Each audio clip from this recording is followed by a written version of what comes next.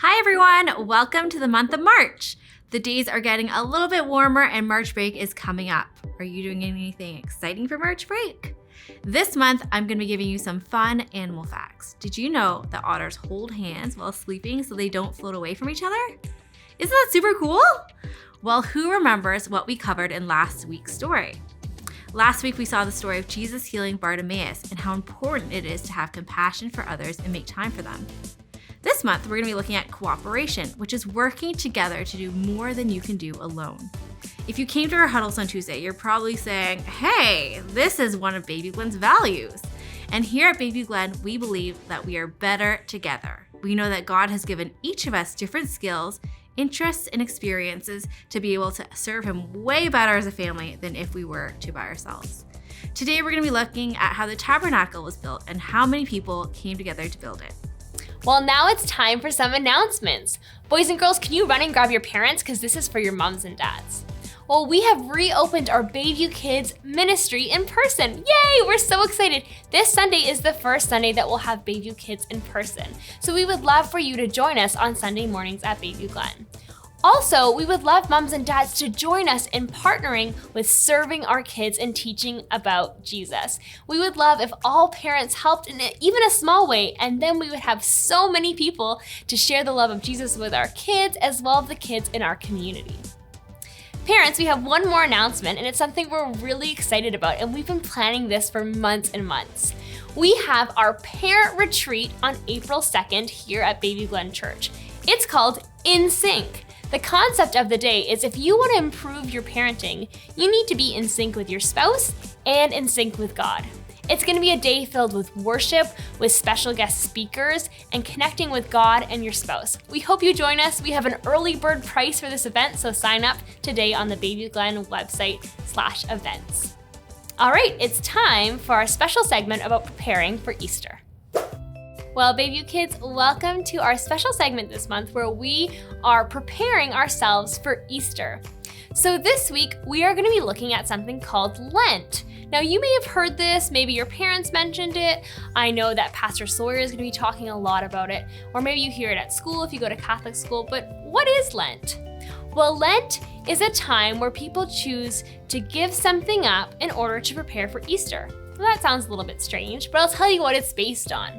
So, in the Bible, we've heard the story about Jesus going off into the desert for 40 days, and He didn't eat anything.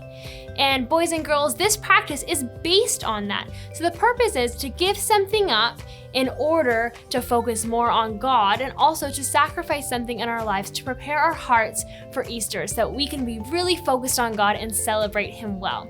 So I'll tell you what I'm doing. So this year, I've chosen to give up dessert. So that's anything like chocolate or candy or ice cream or cake, which are some of my favorite things. And it's not because any of those things are wrong to do. It's because I want to put that aside. So whenever I crave some candy or some ice cream, I want to think, no, Jesus, you sustain me. Jesus, you are the reason that I'm putting those things away so I can focus more on Him. Another thing I want to tell you, boys and girls, is sometimes if you want to participate in Lent, you don't have to give something up. You can do something you wouldn't normally do instead. So one year, I decided that I was going to write encouragement notes to someone different each day. So I did that all the days from the beginning of Lent, which just started last week, up until Easter. Or another year, I did random acts of kindness. Maybe it was helping someone with their laundry, or emptying the dishwasher, or helping my sister with something. And every day I did something I wouldn't normally do, specifically to show that I was preparing my heart for Easter. So boys and girls, if you want to participate in Lent, it just started, so you can hop on, ask your mom and dad about how that will look for you. And if you see me either in huddles or in person at church, keep me accountable, boys and girls, and ask me if I've had any sweets or chocolate or candy, because I don't want to do that until Easter. All right, boys and girls, let's stand up and worship God together.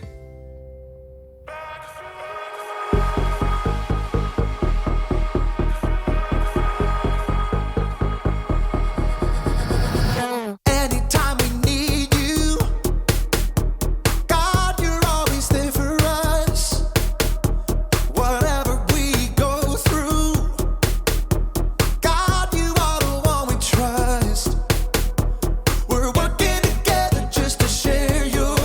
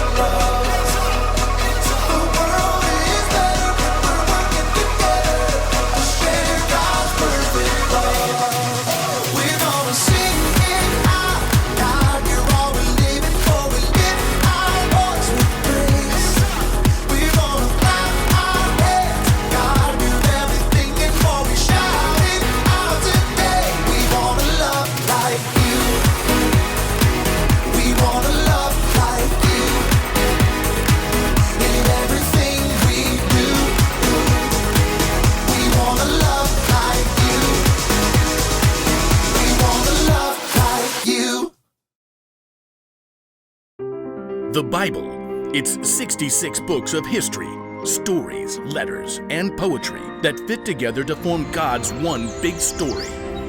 The epic adventure of how He created us and loves us so much that He made a way to rescue us. As we travel through the Bible, from Genesis to Revelation, we discover people who met God and found their lives changed forever. Now, for an amazing story, inspired by the book of Exodus. Though the Israelites had been slaves in Egypt for hundreds of years, God had led them to freedom in the desert, and now they had to build new lives and a new place where God could live among them. So God called out to their leader, Moses. Come up to me on the mountain. A thick cloud covered the mountain as God spoke with Moses. Tell the Israelites, you have seen for yourselves how I carried you on the wings of eagles and brought you to myself. Now obey me completely. If you do, then out of all the nations, you will be my special treasure. God gave Moses many rules and laws that would help keep the people safe, but God gave the most detailed instructions for something very special. Have them make a sacred tent for me. I will live among them. Make the holy tent and everything that belongs to it exactly like the pattern I will show you. Okay, ready, taking notes. Make 10 curtains out of finely twisted linen with blue, purple, and bright red yarn. Sew cherubim into the pattern. The curtains must be 42 feet long and 6 feet wide. Make loops out of blue strips.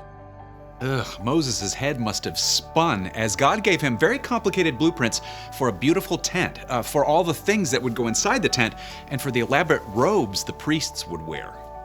Curtains, lampstands, bowls, altars, incense, robes.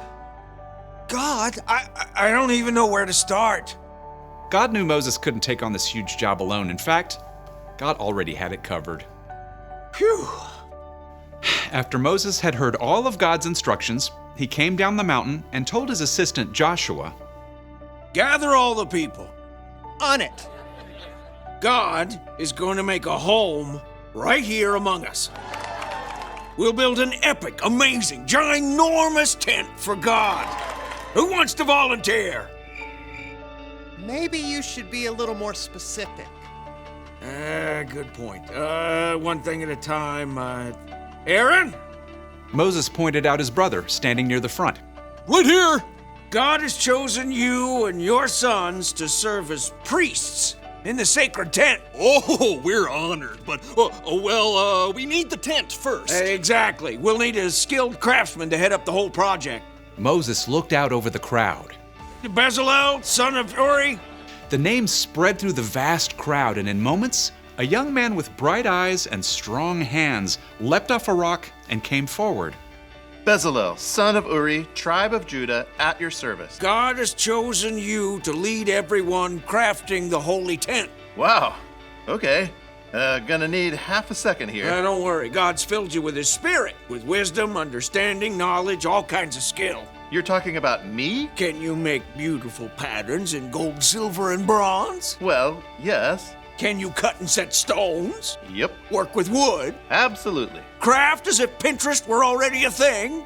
Theoretically, yes. God will give you all the help you need, starting with, Oholiab? Another man stepped up, smile lines crinkling his face.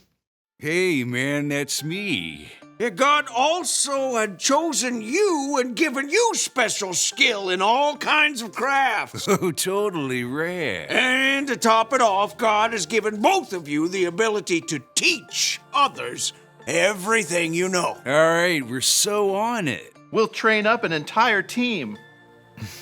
There was just one catch. We need to lay in supplies. Yeah, anyone seen a House Depot? How about tents to go?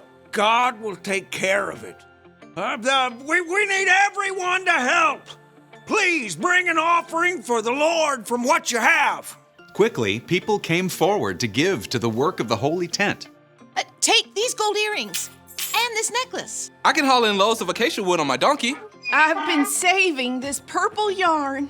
I picked the olives for this olive oil. In fact, the people had brought so much, the workers couldn't use it all. Stop! Please, we have more than enough.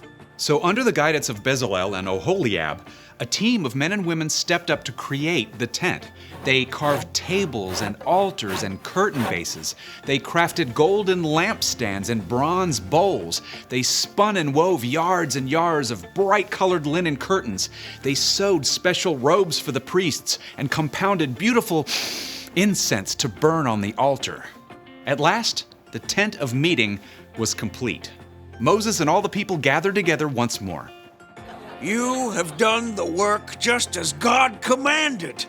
May God bless you all. When everything was finally in place and the priests were ready, a cloud covered the tent, and it filled with the glory of God that everyone could see.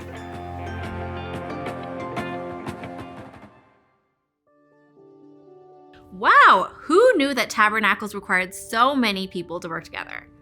God's people came together and worked to create this special tent. God could have had Moses build the tabernacle on his own, but instead, God called expert artists and builders to work together to create this incredible place of worship. Jesus also showed us that God wants us to work together. Jesus could have done everything himself, but he chose to work with a unique group of 12 disciples while he taught and traveled. And sometimes we think it'd be better if we didn't have to rely on anyone else to get the job done. But this isn't how God created us. God created us for community, to work together, and to do more than we can do on our own. Think of it as a soccer team. There's a goalkeeper who stops the ball from going into the net. There are midfielders who defend the net and push the ball forward, and the forwards who score. Each team member is important to help the team win, and without one of them, they wouldn't be as successful.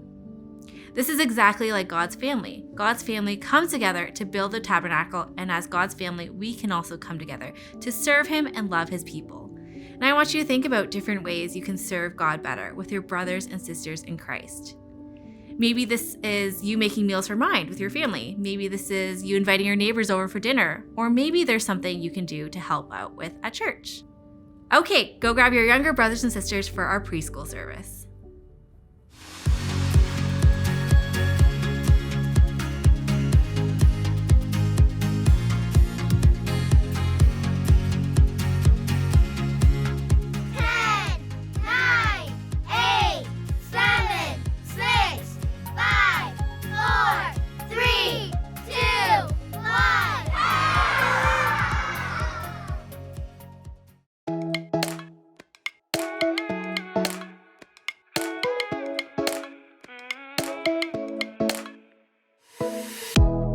Just don't know the way that I should go. I follow Jesus, I follow Jesus. He's always helping me. He's strong when I am weak. I follow Jesus, I follow him. I'm gonna walk like Jesus. And I wanna go wherever he goes. I wanna talk like Jesus. Yeah, I'm gonna follow wherever he goes. Wherever he goes, I will follow. Wherever he goes, I will follow. Wherever he goes, I will follow. Yeah, I'm gonna follow. When I'm feeling blue, don't know what I should do. I listen to Jesus. I listen to Jesus. He's always helping me. He's strong when I am weak. I listen to Jesus. I listen to him. I'm gonna walk like Jesus. And I wanna go wherever he goes. I wanna talk like Jesus. Yeah, I'm gonna follow wherever he goes. Wherever he goes, I will follow. Wherever he goes,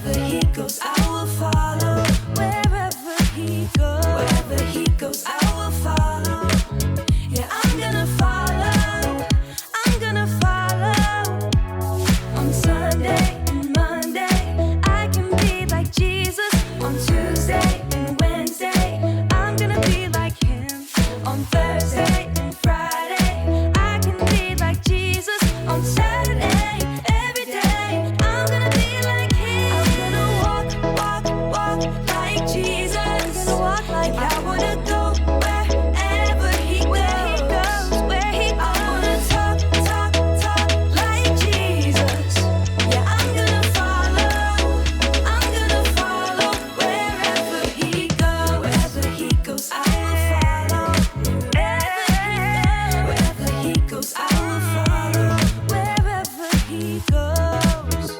Yeah.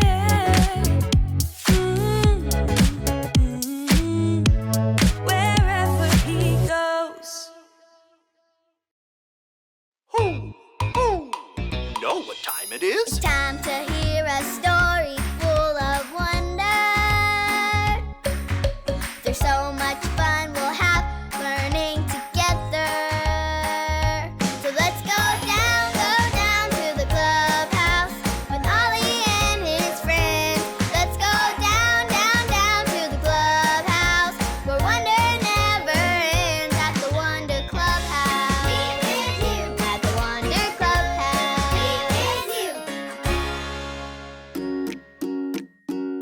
Oh, hi friends, I'm Hayden.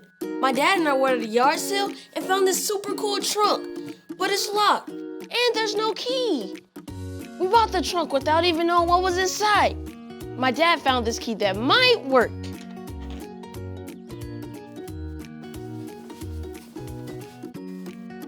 Should we see if it works? Okay, well, I'll say 1, 2, 3, open please. Ready? 1, 2, 3, open please.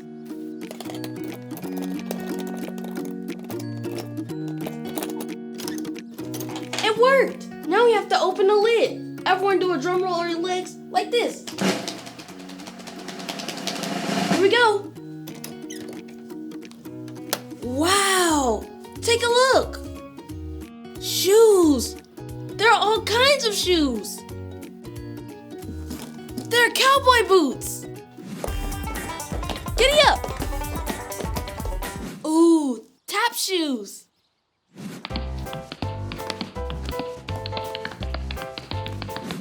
There are even shoes to wear before bed. I wonder what other kind of shoes are in here. Hoo! It's Ollie. Hello, Hayden. Hoo!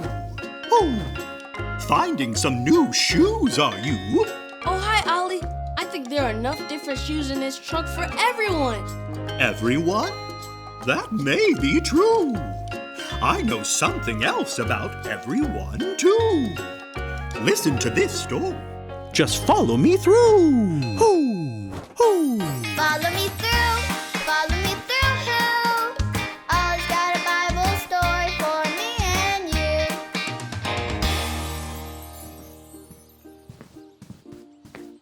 Oh, hi, friends. I'm Justin the mailman. I got back a little late from my fishing trip, so I didn't have time to change my shoes before I had to deliver the mail. These are my super big fishing boots. Aren't they awesome? They keep my feet dry if I need to step in the water. Have you ever been fishing? It's really fun. And actually, I have a true story about Jesus and some fishermen. Do you want to hear it?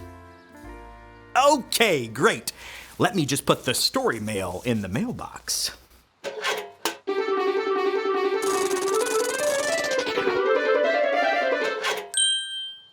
Today's true story from the Bible begins with two fishermen named Peter and Andrew. They used a big net when they went fishing.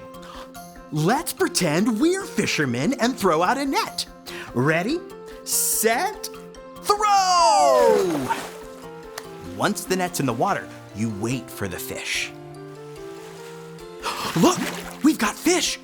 Oh, and more fish, and more fish. It's time to pull up our net. Let's pretend to pull up our net. Ready, set, pull! Pull! Pull! One more time. Pull! We did it. We went fishing, just like the fishermen did. So Peter and Andrew were fishermen, and they fished every day. Well, one day, Jesus came walking by. They knew who Jesus was. They knew he was special and was an amazing teacher. Jesus looked at them and said, "Come follow me." Wow! Jesus, God's Son, wanted to be friends with the fishermen. He wanted them to follow him. Andrew and Peter were so excited that they left their nets and followed Jesus right away. Then, Jesus saw two more fishermen named James and John in a boat fishing with their dad. Jesus said to them, "Come, follow me." Jesus wanted to be friends with them too. They were so happy. They got out of their boat and followed Jesus. These four fishermen, Peter, Andrew, James, and John, followed Jesus and became some of his really good friends called disciples. Do you know what the best part is? Jesus wants to be friends with you too. Jesus wants to be friends with everyone. We can all follow him. That's amazing. Hey, Ollie, tell me, who can be friends with Jesus? Everyone can be friends with Jesus. Yes, it's true. Now, let's hear it from you. Tell me, who can be friends with Jesus? Everyone can be friends with Jesus. That's the truth, friends. You better believe it. I'll see you next time. So there's your story, and it's all true. Jesus wants everyone to follow him, including me and you. Thanks, Ollie. Goodbye to you. Hoo, hoo. Wow, Jesus told lots of people to follow him. He wants to be friends with everyone always. I think I got the story. Did you get it? If you did, say got it. Get it? Good. I wonder what other kind of shoes I can find. These are fun. Bye. See you next time.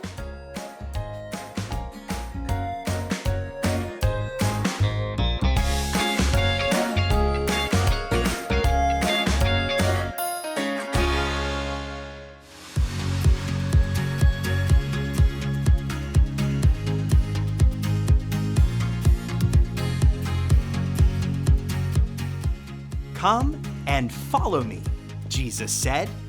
Matthew 4:19. Come and follow me, Jesus said. Matthew 4:19.